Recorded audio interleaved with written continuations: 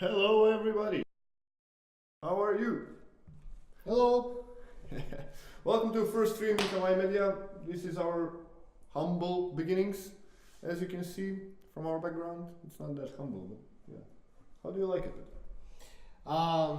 Good. I'm still getting used to the lag Yeah, on the screen. I'm gonna fix that. Yes, get rid of that. Yeah. Cool. Yeah, awesome. Welcome everyone. This is our first stream. Welcome to the 10 brave souls that logged in. Yeah. We hope that You're in for a treat. that's definitely gonna be a positive side of the stream, except the toilet thingy, you know. The toilet humor? No, that'll be good. So for everyone who doesn't know Johan, My maybe you name want is to Johan. introduce it? Hello. I am freshly introduced to the team of Kamai Media as a community manager. Basically, this guy gave me the job. So I'm the one that's supposed to make some content for you guys, make some interesting things, and You have a history in streaming as well. Don't be little shy. bit. I have a streaming experience of a couple of streams, like 3 years of streaming, a bit more. But this is not an introduction for me. We have a bit more interesting things to talk. You might see these couple of fellas You mean behind this us. guy? This guy? Yeah, that's another topic. Just in general terms, Yeah. I mean, the stream is going to we're going to start to stream pretty regularly from now on, and we're going to try to do a stream a week. A stream perhaps. week is going to be a fixated thing. Maybe something bonus if you are behaving. And then we're going to talk about the game. Mostly we're going to talk about the game. We're going to talk about, how we came to the idea about the game, the development process. It's going to be a little bit about,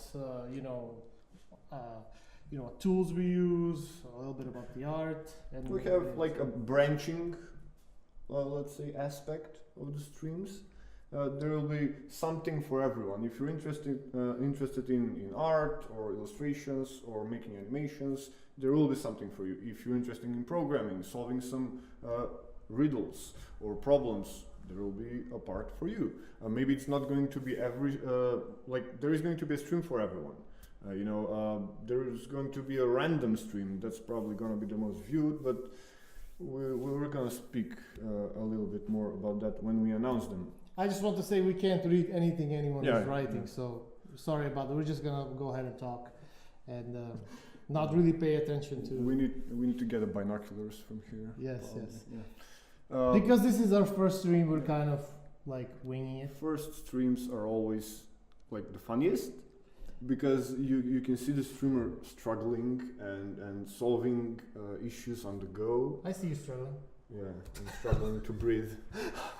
I'm so nervous.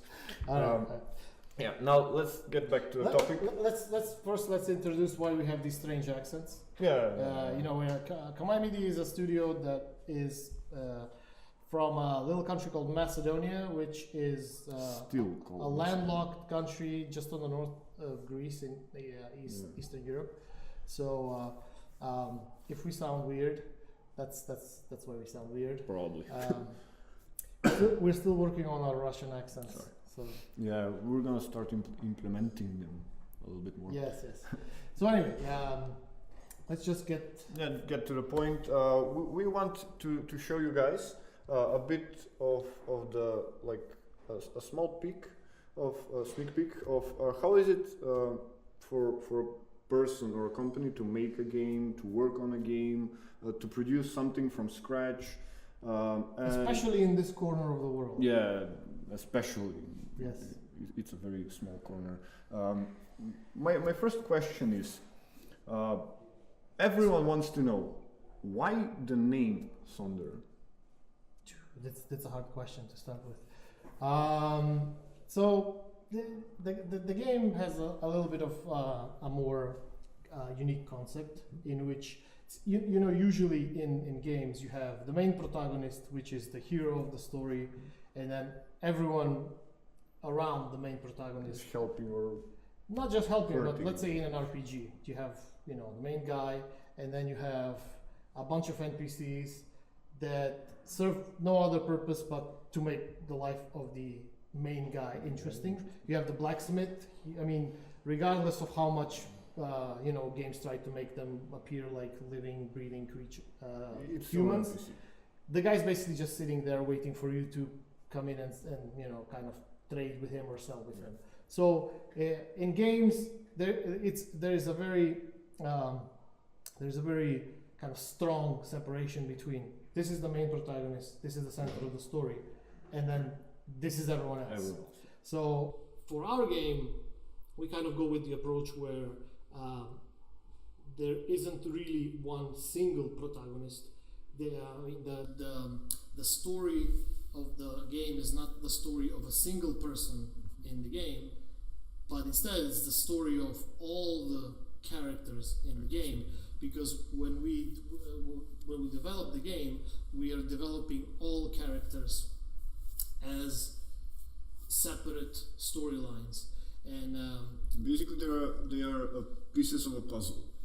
yes, I mean there's always. I mean I always use this analogy. Like if you imagine that you're in a giant in a building that's been hit by a giant earthquake. So what happens is there's 100 people in the building, and each one of them is playing their own kind of hero movie. And each person in that building is playing the backdrop to someone else's hero movie.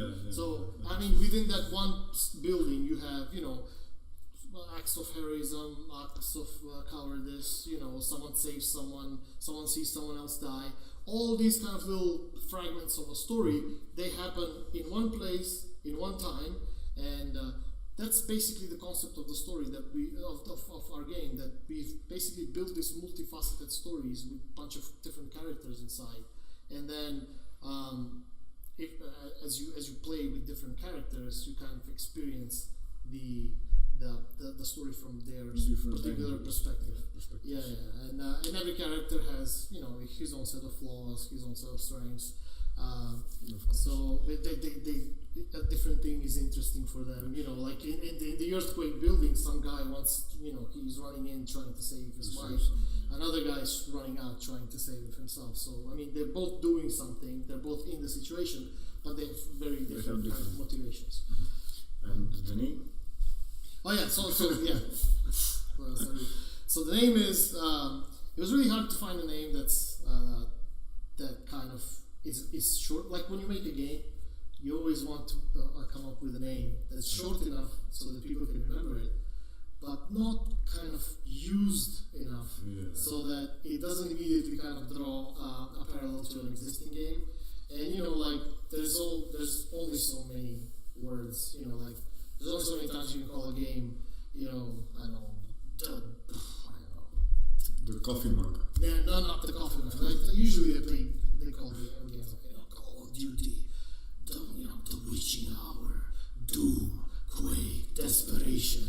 There's only so many of these. There's only so many of these one words that like you will say to someone, and when we're looking, and plus another kind of more kind of practical way of thinking about a name is you want to choose something that doesn't have a lot of pollution online, so you don't have to do a lot of optimization when people type the name of the game in a search engine. It should appear. It should appear without you spending your whole time in search engine optimization. So it was a difficult thing until one day I kind of just kind of walked into this one website about this guy who wrote a book in which he tries to come up with words for feelings that are very kind of complicated feelings but don't have a single word explanation. Describing them. Yes, it's called the Dictionary of Obscure Sorrows. I forget what the guy's name is. Search it online. Yes, search for the Dictionary of Obscure Sorrows. And basically, Sonder means it's a word giving to the feeling that you realize that people that you meet in passing, that you don't have a relationship with them, you don't know anything about their life. They're basically just a backdrop to your kind of hero story. It's basically the realization that there is also we have something. There is an echo. Yeah. Okay. there is it's the realization that people that are backdrop to your hero stories also have their own hero stories. And when I kind of found that, it kind of went, wow, this is a perfect sublimation of the game and the idea of the game, as I explained previously. So I just went, this is great, and it's a word that it sounds kind of weird. It sounds like something Norwegian or German. We actually had a Turkish guy called Sonder who wrote to us and said, hey, you're using my name. So if he sees this anytime in the future, I just want to say, hello, I think his last name was Çelik. So hello, Sonder Çelik. Sorry for using your That's name. an awesome name. Yes. Seriously, that's an awesome name. Çelik means steel in Turkish. Now, I think we have a couple of issues that we need to address, and I'm sorry for the bad quality. For example, we're experiencing some echo, probably because we're for the first time we're using a couple of microphones. Which mic? This one. Okay. I mean, This is Tosho. Hello, Tosho from Sweden. We can't read anything what you're saying. I'm basically supposing that you're saying this is the best stream I've ever seen in my life. Please keep going. that's better. Something YouTube. Okay. Yay! Now I want to know, because you can admit that Sonder is not your everyday game. It's not something that you can see every day and, as you said, drop parallel to another game or see some similarities to another game. I would be interested, and I presume that our viewers too would be. How did you come up with the idea, or where did you get the inspiration to, first of all, make your own game? So it's something that making games is something that I've wanted to do pretty much my entire life, and I did a lot of work on a bunch of the games that we can see displayed behind us, and Basically everything except Tito. I did some work on him as well, Yes. So the thing about when you're making a game, everyone starts the product, the development cycle with this big idea that we're gonna make this game and it's gonna be cool. It's gonna be player decisions are gonna make player choices are gonna make a difference. Depending on what you do and how you play the game, you're gonna do better or worse.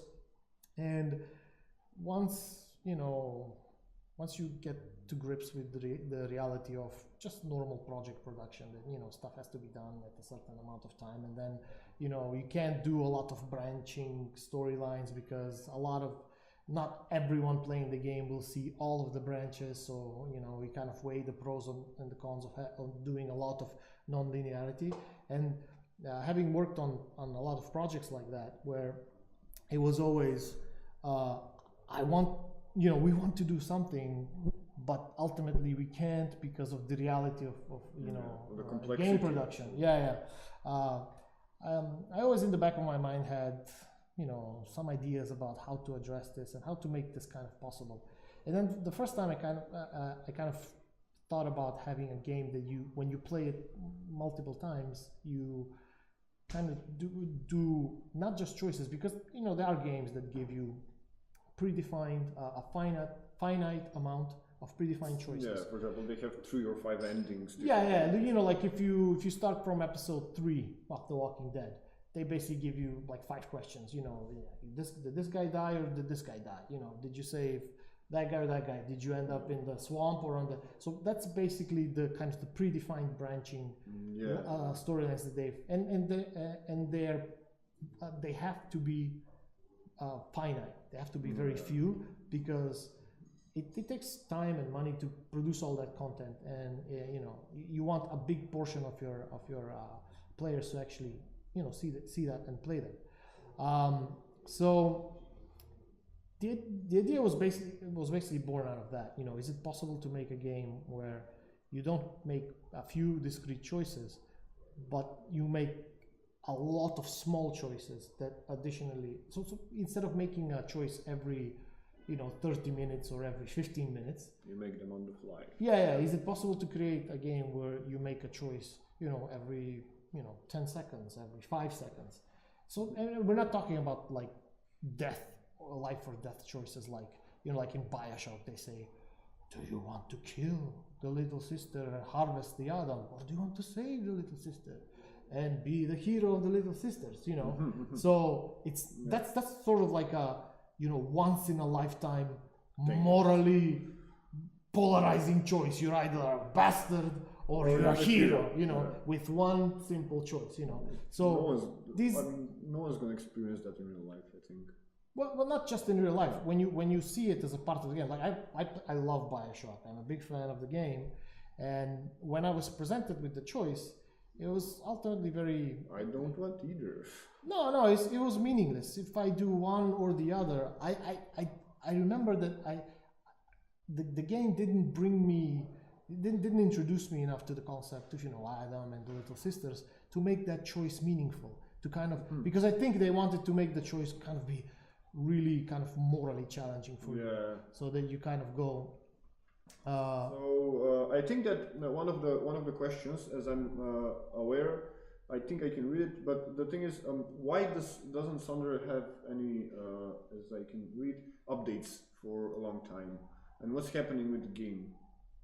So we are a super tiny team. I mean, we're basically 3 or 4 people working on the game at any one time, and we went through a cycle of packaging something for early access because we didn't have enough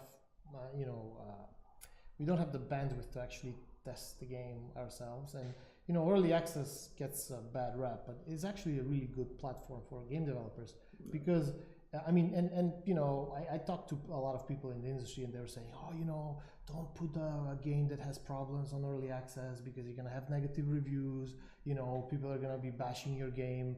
But the reality is that's a platform to actually present something that is kind of unique and different. And for smaller studios like us, it's the ability to push a build of the game to a bunch of different configurations and a bunch of different people, so that they can kind of give us feedback, first and foremost, about the state of the game in terms of just as a software project, not in terms of like the design. Exactly. We had a really exotic crash that only happened on a certain kind of laptop, and we spent maybe 2 weeks trying to, and we had a great guy, just someone on Steam that was gracious enough to send us log dumps, and we would distribute builds to him, and he would like basically send us updates. And after we kind of finalized that build to just kind of get a first glimpse of how people respond to the game, we had to refocus our entire effort on finishing the development of the game. There is a build of Sonder on early access right now, but it's not the full release. It's not the final one. Exactly, yes, and it's missing some content. It still has a few bugs, and what we did is we basically dove back into the code base and the content that we had, and it takes. I mean, people outside of game development kind of don't realize that, but it takes a lot of effort to take a build that you have, an internal build, and then put it through all the kind of testing and kind of basically chop it up into pieces. You have to make sure that once it goes on Steam, it doesn't kind of make as many problems as you fix. So I mean, for a company that's the size of our company, that's really a big ask. But we are working on fixing those issues as well, and we are planning. So we when we stopped updating the game, we published, I think, 15 separate updates on the early access build, and then it was basically a decision that instead of spending a lot of time Fixing small preparing the things. build for public release, we would focus on just getting the thing done. And that's basically why we are starting to have a more open communication with the people, is because we are working towards a final release of the first episode. And I think that when you say it takes a lot of effort, you should place the word time and effort, because I want to hear it from you. How long have you been working on the game? When did you start developing the game? I mean, I started the company, it was just me and on a desk in September 2011. A bunch of the principal team came on sort of mid 2012. I think 2 or 3 additional people came in, and we spent the next, how many? I don't know, 6 years. Not specifically just developing the game. I mean, when you're a small team and you're self-funded like we are, you do a lot of kind of. We went to a lot of expos and we talked to a lot of people.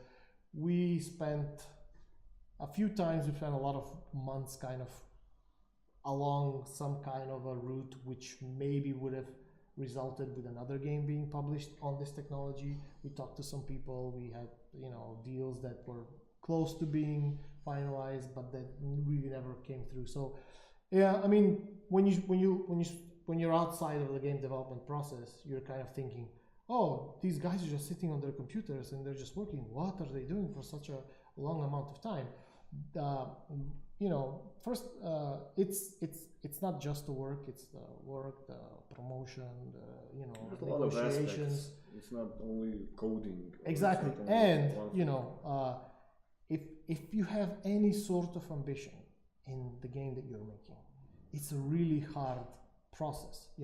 If you don't want to make just another game of a certain type, or a rehash of a different game, or a kind of like this style of game with these kinds of graphics, it's really hard to do something quickly. I mean, look at normal games that I've worked on took I don't know 3 to 4 years to produce by a team of 200 people.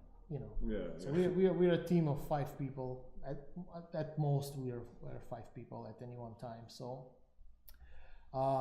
it did take longer than any of us expected, but we're happy with where the game is now. It took a long time for us just to kind of get everything working the way we wanted to, because we are charting an unknown territory with the game. I mean, no one is making a game like this, so we had to answer some questions that don't have the answers readily available. And it was a struggle to kind of, you have to kind of start finding out. You need to spend time and effort to make the tools.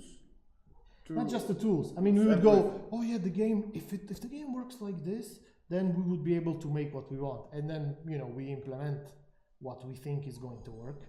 And then we try to make the game on that kind of platform. And we figure out that it's absolutely not the way it's going to work. So, I mean, people... one thing that people kind of don't understand is that when you're trying to build something that you don't know how it will look at the end, you do a lot of false starts. You think, oh, this is it. You spend a lot of time and energy implementing it, and then you spend a lot of time and energy doing assets for it, and then it turns out that no, this is not going to work, and then you have to kind of go back and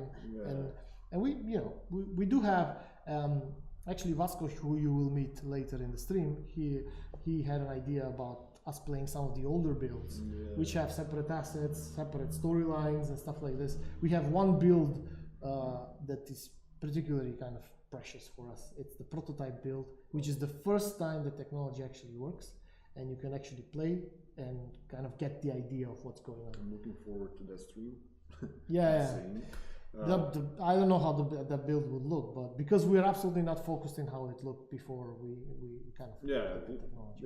It works. That was the main point. Exactly. We need to make it work, which is a cool idea. I wanted to ask you, what do you think makes our game stand head and shoulders above everyone else? Or do you think it will someday? You said it, I didn't say it, but I agree, you know. I think, I mean, and people do ask me this. People do ask me, why this game? You know, why not some other game? What would be the main asset that would capture someone as a consumer? I don't have an answer for that question. I mean, when I first looked at the game, at the kind of finished version of the game, and when I first looked at people's reaction at playing the game, you know, I was really nervous about, you know, presenting people with a game that you don't shoot to kill people, a game that has a very slow pace. It's a game that doesn't tell you, you know, I don't know, turn on the power, you know, find the switch, you know. It's and you know, we still get feedback to this day about, you know, I don't really understand what I'm doing. I don't have the background of these people. And I think the kind of like the big thing about our game is that the whole point of playing the game is that, you know, the point of playing the game is finding out. It's, you know, I always say it's like these, you know, I'm a big Star Trek TNG fan. I love those episodes where they have, you know, a time loop in which every time through the loop they get a little bit more and a little bit more of information, and then ultimately, you know, in our game you start not knowing. And we actually had this feedback from a game industry consultant. He was saying, you know, you're making a cardinal error in game design, because when you start the game, you know, you're supposed to move the character, but you, the player, know less. You like, the character is an engineer, but you don't tell the players anything about, you know, what it means to be an engineer. So the player knows much less about what he's supposed to be doing than the character.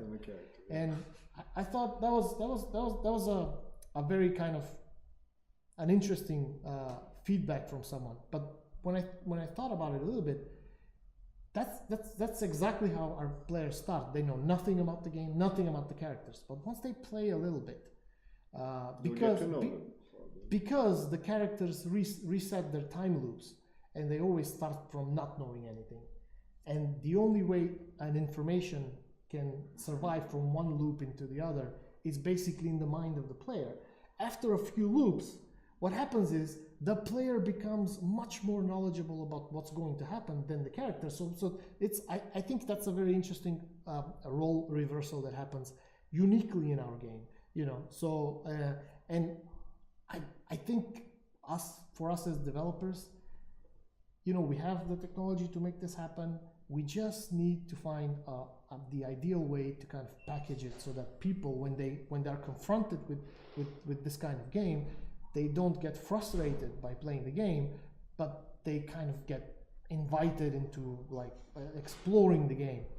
So I think our biggest challenge right now is how to make players that don't expect this, that don't expect a game that like this, how to kind of keep them long enough so that we can pique their curiosity and have them, you know, kind of discover. And we see this in playtesters. You know, they start to get frustrated, they die a lot, they don't know what to do. And then once they understand the rewinding mechanic, and once they understand that it really matters where you spend your time in our game, you know, it really matters not to do the same thing over and over again, but to try to do something different. And it's, you know, it's like a door opens in their head and they go, oh, okay. And we've seen this. Admittedly, in the current build of the game, it's really hard to get, you know, a normal guy that plays the normal games and sit him in front of our game and have him say, and have him get there. It's hard for them, you know. But we've seen it happen, and we live for that stuff. You know, we want that to happen in the game. So, I would say that basically that's a very unique concept of our game. It does require, I would say, a small amount of patience from the. I think it requires the amount of patience that no modern gamer has. Small is an understatement. Okay. I would say, you know, if we can make gamers be more patient enough to kind of try this. And I think it depends on us. I mean, we can't make this process more interesting for the players, and we can make the game kind of easier to get into. I had a friend of mine from Sweden who said, this game is like a cross between, Dead Souls, Dark Souls, and Life is Strange. Life is Strange. Wow. Which is a description I love. Yeah, it's very brutal. It makes sense. Yeah, I when the first time that I actually got to play the game was like a couple of years ago. I think I'm not very sure. Maybe 1 year. It is a cycle of trial and error. A very similar. It's not a concept, but the thing that your friend said, comparing it to Dark Souls, where you go and you don't know what that thing does, and he just hits you and kills you. You try to dodge that animation or do something different, and you try to learn every move that that character has by getting killed. And here you have to actually anticipate. You don't get to the same place all the time. I mean, we had a piece of feedback that Vasko was talking about, where he will get into some situation and he will kind of rewind and try to get into the same situation again. And because the AI will say something different to him, it will branch out to a completely different place. It's really hard to control. And people will say, I mean, the jury is out whether this is a good or bad idea for a game. We obviously think it's a good idea. So I think it's up to us to kind of package it in a way. And I think, we will talk about this a lot more in the upcoming streams. I mean, this is something the game doesn't, when you kind of just play the game for a little bit and you are faced with all the problems it has right now, you kind of think, why did these people make these choices? I mean, it's so, why can't I run? People, where's the run button? And they think, I remember. And they think this is like some kind of an arbitrary decision. We have labored over every single decision that we have made. I mean, you haven't been with us for a long time, but I think you had the opportunity to witness the legendary arguing matches that happen in our company. And we do have that little kind of friction going on because we are a bunch of people that really believe in this project and they really want to kind of make the best possible. And you're just trying to figure out. And I'm a firm believer that you only get something really good if everyone feels really passionate about this. That everyone feels so passionate about it that they're willing to clash, to kind of fight for their idea. There was one question in the chat that I think it would be a suitable last question for your segment. I would have to read it a bit, but mainly, does the team plan on implementing or bringing the game to some other platforms like maybe Mac or PS4 or Xbox? I mean, that requires people and time, so I mean, obviously we've built our technology in a way so that it's easily portable. But I mean, we don't have a ready-made solution. We're not using Unity or Unreal, engines that are fairly easy to create different builds for. We're using our own technology. Does it have a name? Yeah, we call it the engine.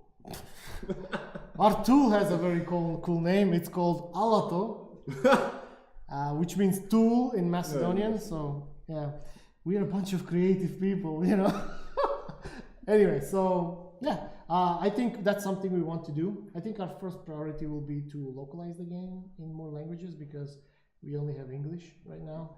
And we are seriously looking into having a voice acting for the game because I think we have situations in the game where you are asked to read a lot of text at once. Yeah. So I think in this generation of people that don't read, they watch YouTube videos and stuff like that. So I think it's better that that's a part of our effort to try stuff, to try to make the onboarding of new players easier.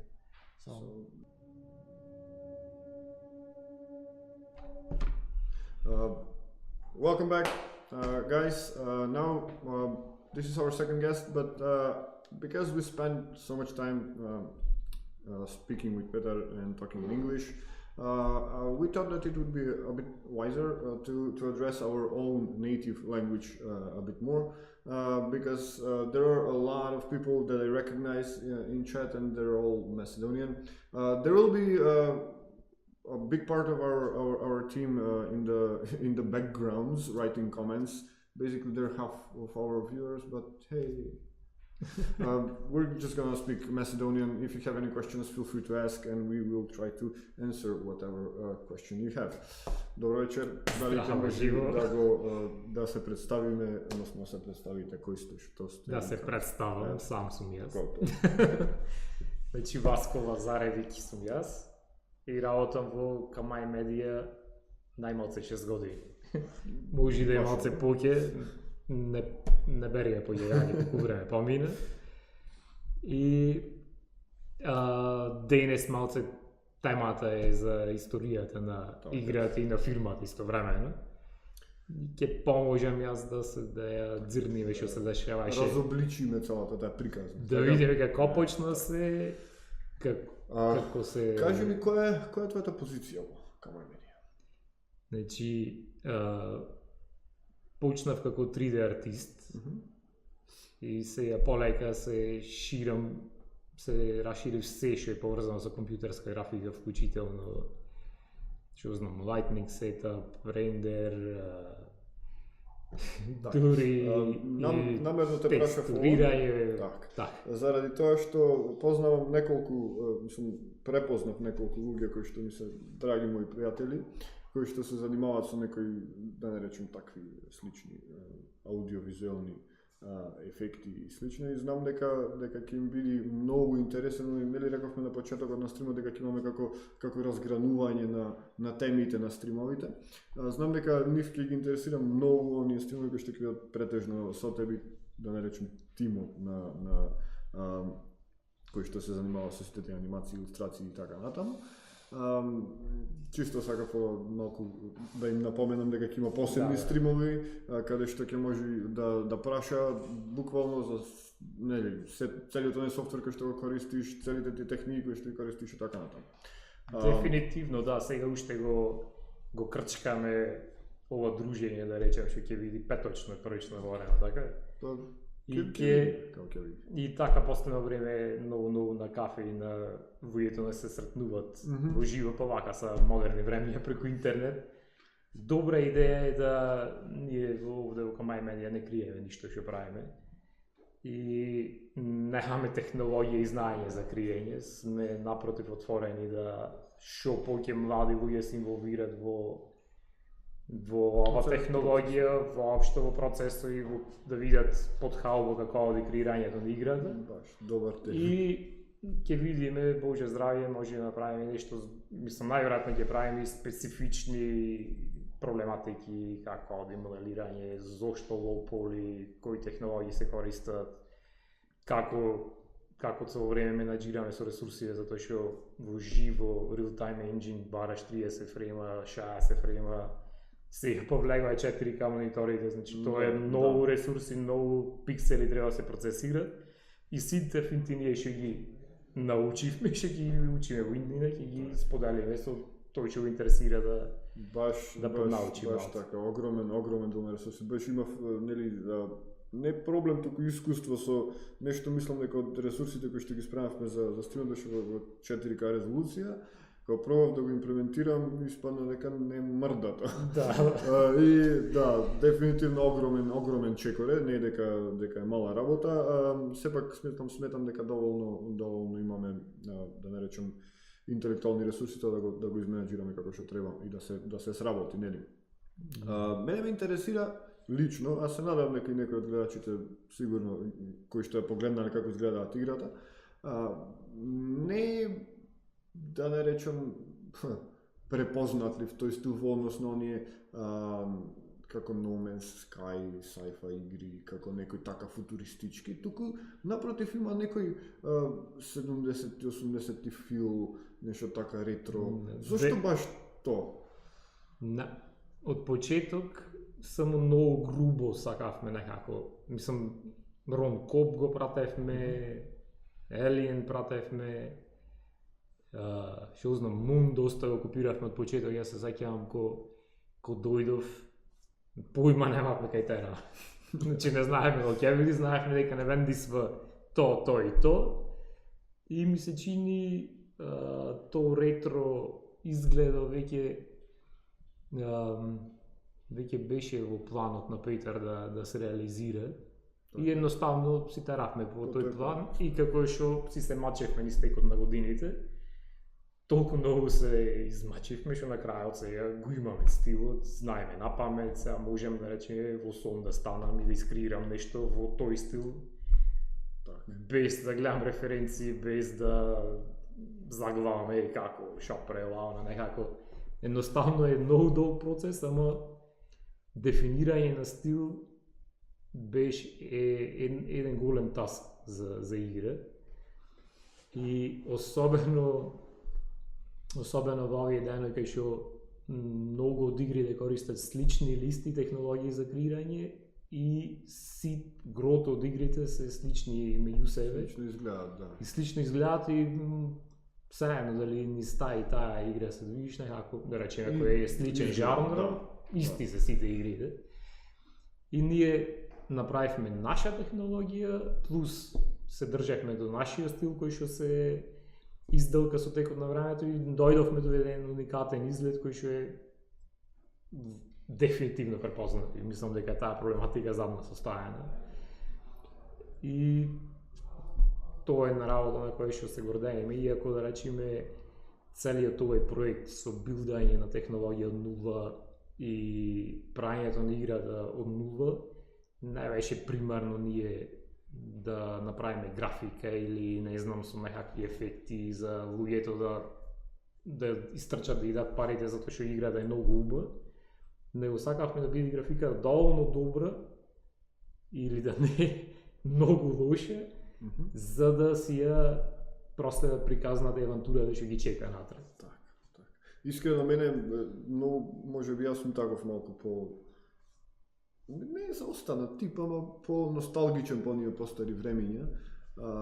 Буквално секогаш кога дискутираме со другари сум оној кој што оти ги отфрло тие sci-fi игри, буквално заради стилот кој што го има на футуризам и така натаму. Ова онака топло ми дојде. Блиско. Некако на неќење згодивме работа, пошто sci-fi ние го почнувавме беше се малечки екрани, тач, се, не знам, панел, ова масата права, со дугмиња на цртања. И ние ко си знамачивме со големи дугмиња, со екрани црте назад дебели. И во меѓувреме помина и доста време кај што овие новите генерации на млади играчи имаат заборавено и не знаат што беше то ретро електроника, да речем. И сад мислам дека ќе биде баш пријатно, мислам ќе биде пријатно изненадување за новите играчи. Сега имам две работи. За едната ќе ми треба Петар, ама после кој ќе го завршиме со тебе, има едно видео кој што треба да го објасни овде, го заборавам. Добро. Ама тоа ќе го оставиме како на црешата на шлагот горе на Добро. тотата. Оти стварно ќе ве остави онака да сакате да идете другиот пат. Многу битен момент. Мислам дека имаме неколку концепт артови. Значи се имаме ексклузивно за овој стрим една нова графичка содржина. Значи може да покажеш тие главните слики што е на да ги погодиме. Кај се, како се, зашто се. Малце работиме од далечина, дечки, ќе извините, сепак станува збор. Сакаш овие две? Да, може, па ќе со нив, па така, ќе одиме вака и одиме, мислам дека беше ова. добро. Ова е, нели, препознатлива вестика заради тоа што по сите медиуми каде што буквално објавивме нешто, одеше со ова слика, ако не е за првиот стрим, па ќе те замолам повели објасни за што стана. Значи, ова слика требаше да биде постер за релиз за играта, ти ми искористи за стрим. Си измачивме ново време. Се смеа. Значи, ова е најновиот контент, да речеме, што работевме изминатиот период. Значи, резултат е ова на тимска работа.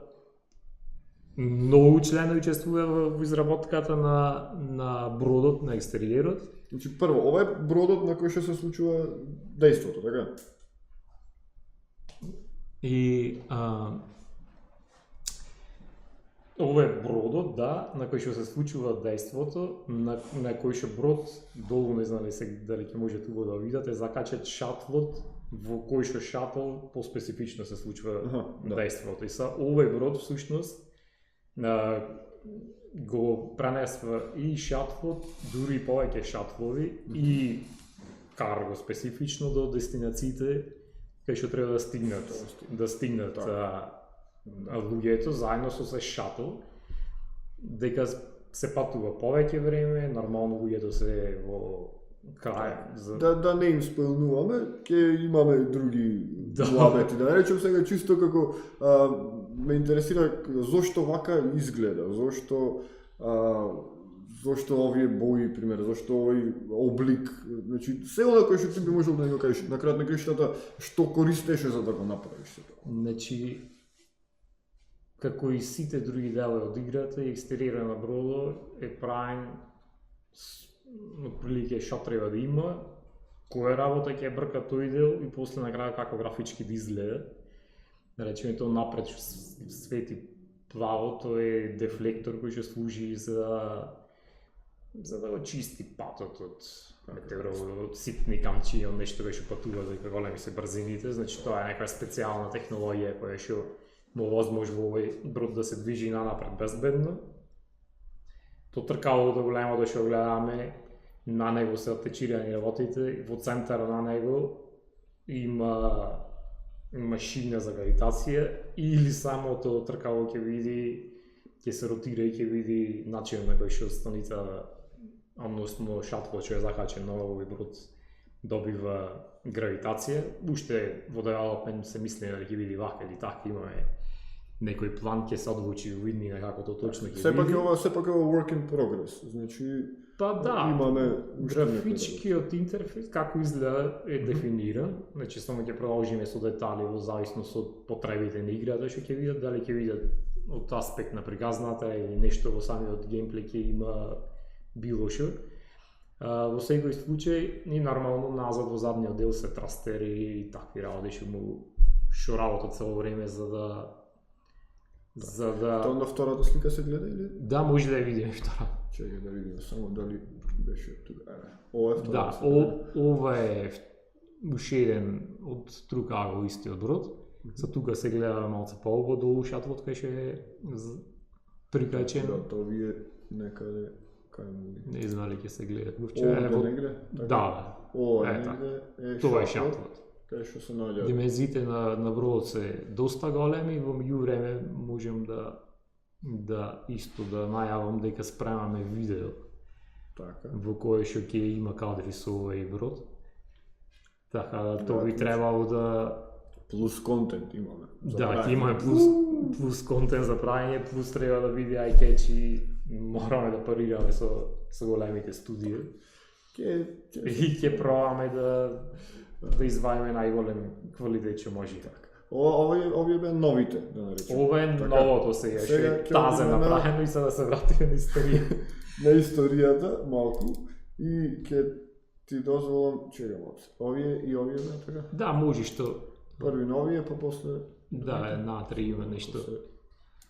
Уклучи, не ова, се извинувам, дечки, зашто не ја тоа. Значи, овде покажеш нешто да им покажеш на дечки е супер. Че само да видам дали ова ќе функционира. Окей. Функционира? Добро. Значи идејата со овие, не знам дали сме момент малце само да го. Не, може требаше поголеми слики да направам, јас моја грешка е. Во основа може да се види процесот на градење на станицата како беше. Ти мислам дека ќе се гледа окей. Да, чекај овде да пробаме. Само една работа да пробам. Добро, може. Да. Значи овде може да се види како одеше градењето на станицата. Овие се два дела што се наоѓаат во кокпитот. Таму се гледат некои бројки што се на контент, што се битни за играта, што треба некако да бидат презентирани графички. Од почеток се најдува на едно кутивче само таму. и нормално нешто боксови се нацртани во повели колку да тргнеме од негде и да кажеме тоа што сакаме да го кажеме во играта. Објектот ќе биде И од озгора, да, тука е објектот, тие ќе ги има габаритите, од озгора едноставно нацртува нешто треба да го има. Таа функција, оваа функција, другата функција. Голем проблем што го имавме со тестирањето на играта беше што никој не обрна внимание на некако играчите беа учени како сите други игри, ќе истрчеш цел контент графички е направен за да го истрчат и да подат на некој друго место, за да истрчат до некој друго место и на трето место и нашата игра така некако истрчае, а не обрна внимание дека секој дугме и секоја информација, и секоја бројка се е таму клаено со намера и се има некаква улога. И на дел однев нормално можеш да ги контролираш ти, за да менваш сетапот на играта. И мене малце ми падна жал од ето така и ние сега пробваме да најдеме начини да му кажеме луѓето како се играта. Да. Оти ќе влезе до некоја машина кој што има доста геймплей информации кој што може да ги откријат за играта. Ние сам ќе сврте, ќе кликне да види дали нешто светка или графички го направено, ничи да е ништо излегва надвор и тоа ги доведе доста од играчите во ситуација во која што не ги познават информациите и соодветно нема контрола врз што се случува, не може да е позитивно да изигра тоа. Значи вака беше, да речем конкретно ова направено. Само. Сега би требало. Добро. Опс.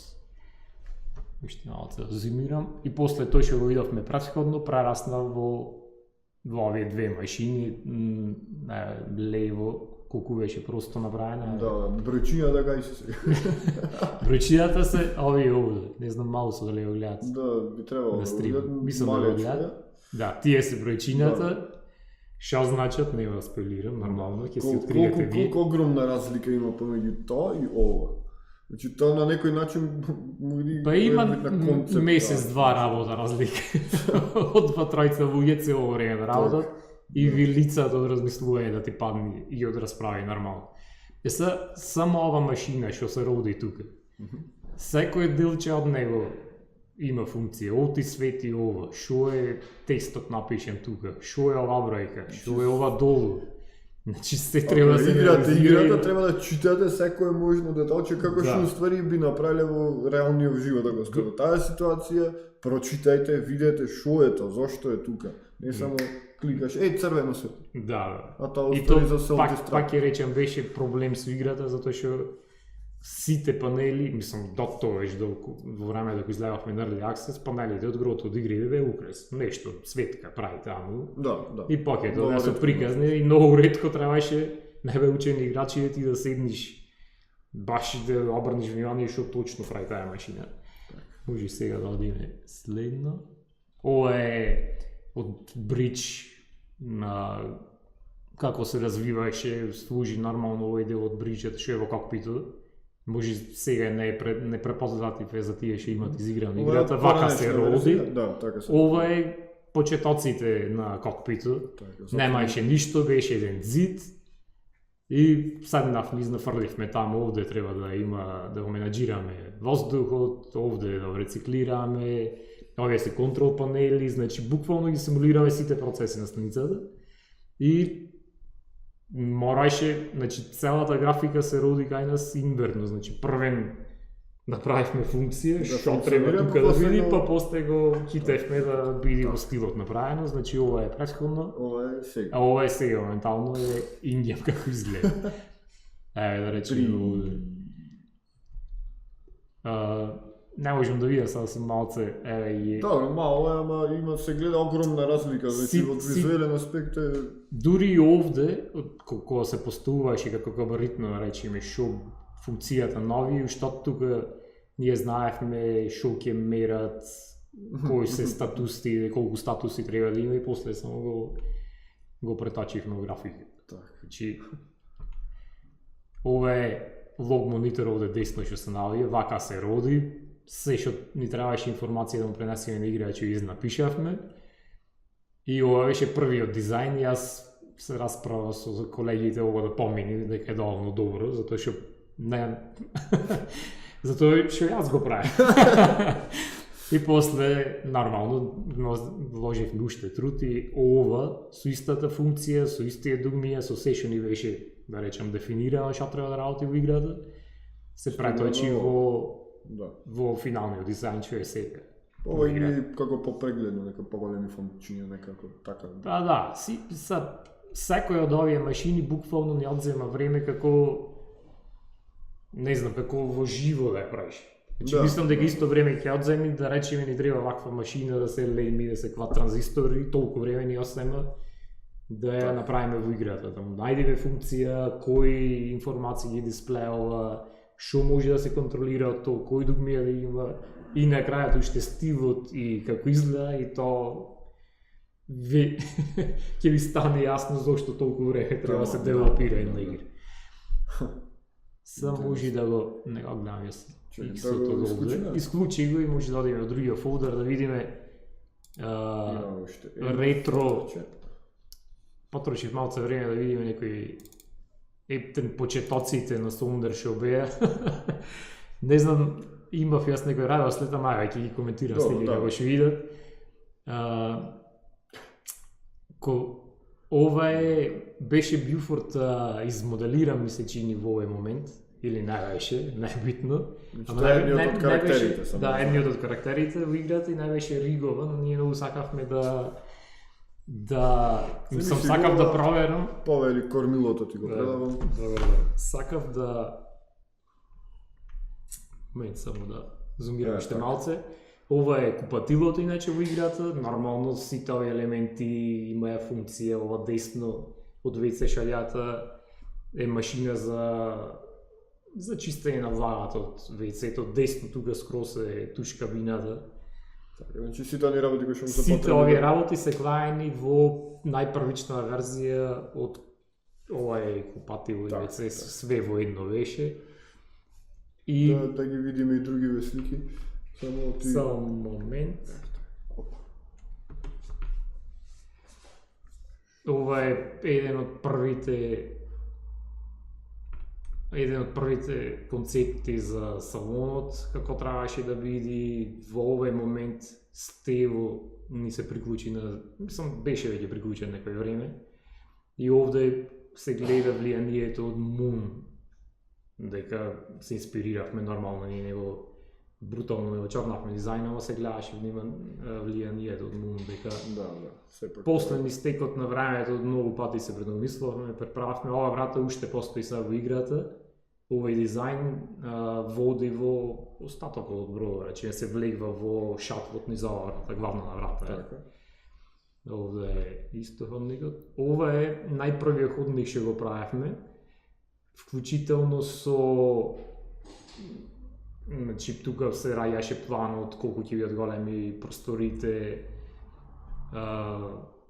Не знаеше бродот да биде преголем, затоа што кој то целото ќе носи, не може да биде ова како на Интерстелар, хотел со 2 километри плочки наредени, никој ништо не пренани. Значи, немаше смисла за нас. Ние моравме да направиме нешто компактно. Некој треба да плати гориво за тоа да се транспортира, да се убрза, да се укојчи во вселената и така натаму. И ова беше еден од тестоите за мудот на станицата, затоа што симулираме или ќе симулиравме или симулиравме тогаш како циклуси дење ноќе на станицата, за да можат луѓето што се на станицата да можат да спијат, да не видат. И ова беше ноќниот муд, ноќе симулираме. Ова беше мудот што во врт мод кој ќе влезе, кој има нешто проблеми со станицата. И имаше уште еден нормален, ама мислам дека него може ми да се овие се што се сега. Ова е скроз првата просторија и првите крај чамбери во кои што требаше да спијат. И овде после можеме да видиме ова е карактерот направен. Ова слика е од кујната и ги покажува првите волумени, првиот распоред, првата големина кујната која што сега е денес во играта. И се сеќавам јас кога дојдов на на работа и што треба правам? Кај е концептот? Нема концепт. Кујна Кујна направи. И како направам кујна, јас дојдов не знам, некој да ми каже што треба правам. И ква е ова, ква е она, па се роди така висечката маса. Значи, таа може да се фолдне горе за тавано, за да не одзема простор кој не се користи, иста столица да се користа. Ова е концептот од карактерот. По овој концепт е назад направен првиот карактер, покасно се роди вториот карактер. Концепт за еден од првите концепти за кујната како треба да биде.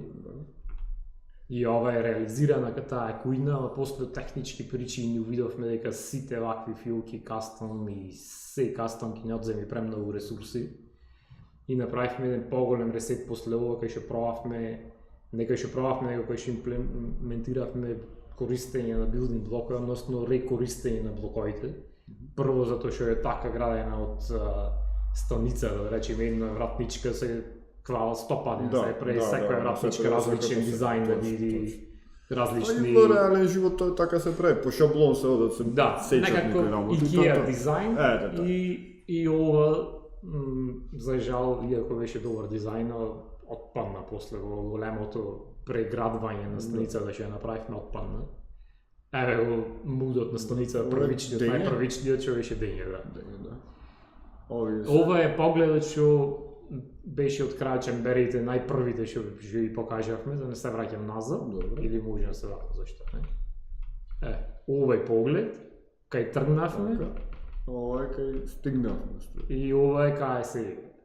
Значи, ова решетката долу се роди, беше многу досадно само чист под да види. Па после увидовме дека овие крај чемберите мора да бидат фиксирани заради пикувањето. И цела таа heavy duty фиксација мораше да ја камуфлира некако, затоа што има и дополнителни кабли и не знам што. И ова е платформа на кој што тие се идат.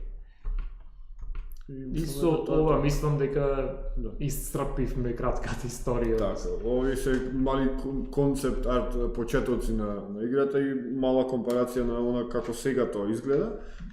Сакам јас да прашам уште едно прашање за крај, да не речам. Ме интересира, звучи како да сте потрошиле многу време на буквално она што се вика дискутирање на како нештата функционираат на бродот, како треба да изгледа, односно, какви се функциите, зошто тоа така би одело.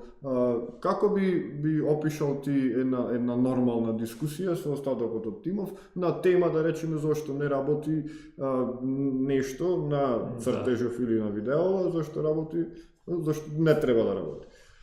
Како би опишал онака? Значи, во оваа фирма се цени ако имаш било какво мислење, дури и грешно, отколку да немаш мислење и да не се инволвираш во процесите. И имаме доволно време да се слушаме и да се убедиме кој е во право со аргументи и со аргументи, значи не сме никако закјутени да се бориме за нашата визија.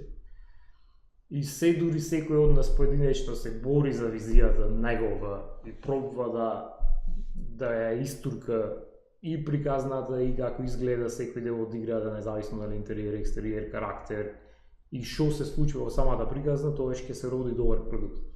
Ако има повеќе незаинтересирани луѓе кои што, да речеме, многу мислам, има секакви работни позиции и сите луѓе се добродојдени. Можеш и да дојдеш и да работиш, да речеш што да не заработање, имаш ова комодора да го измоделираш или да го истекстурираш или да го изанимираш. Можеш и такво да видиш. Ама уште повеќе се цени ако бидиш некој кој што ќе рече ова е премало или прегрдо или ќе дадеш сопствено мислење, аргументирано мислење. Да. И како што за да се роди некоја графика, да речеме, затоа што јас сум најповеќе заложен, најдобро е зад него да има некоја приказна за да можеш во концептна приказната само да ја реализираш. Ако во приказна речеш дека има дугме, има ова, испушта ова, свети вака, се отвора таму, тоа што многу лесно ќе можеш да премеш во концепт и евентуално во финален изглед. А ако почнеш само да има нешто тука, тоаш Тогаш во рете, ќе има нешто тука, ама не, во Sonder барем многу малци има работи кои што се квајани за украс да стои. Го памтам и тој млад што ми каже, ако има дугме може да е најботна на светот, ама ако не барка ништо, нема да биде во Sonder. Да се разбереме, имаме доста placeholderi сега ние дугмиња кои што отприлike ги имат значењата и назнаките кои што ќе ги играт, дали сега, дали во иднина, или би имале смисла доколку карактерите не ги искористат да бидат таму и да ја прават таа функција. Не значи дека секој дугме ќе дојде ќе биде има потенцијал во иднина во следните епизоди да се искористи, ама гледаме да избегнуваме да клаваме еден куп контент чисто да се како украс. Мислам, гледаме под сето тоа да стои нешто умисла зошто е тоа таму клајање. Тотално го разбирам и навистина ми се допаѓа, затоа и искрено и сакав и се уште уживам што сум дел од тимов. Сега како за крај би сакал, се надевам дека Петар по 5 до 10 секунди ќе слушне пошто има дилеј на стримов да дојде да го објасни видеото, сега ќе го пуштиме. Мовето ми беше еден мал, да наречеме, рекеп. Мала компанија се наоѓа во Битола, како што знаете, во малата Република Македонија, се уште Република Македонија. Мал тим кој што работи долго време на самата игра. 500 души работат една година да игра, 5 души работат 500 години да игра. Добро, добро. Добивме од режија информација дека видеото ќе оставиме за другиот пат. И со тоа би сакал да ве информирам дека ќе има стрим наредната недела, но нема да ја фиксираме уште сега датата, бидејќи нели. Се уште е рано. Ви посакувам прекрасна вечер, ви благодарам што не гледавте и се надам дека ќе не гледате наредната. Пријатно. Здрави.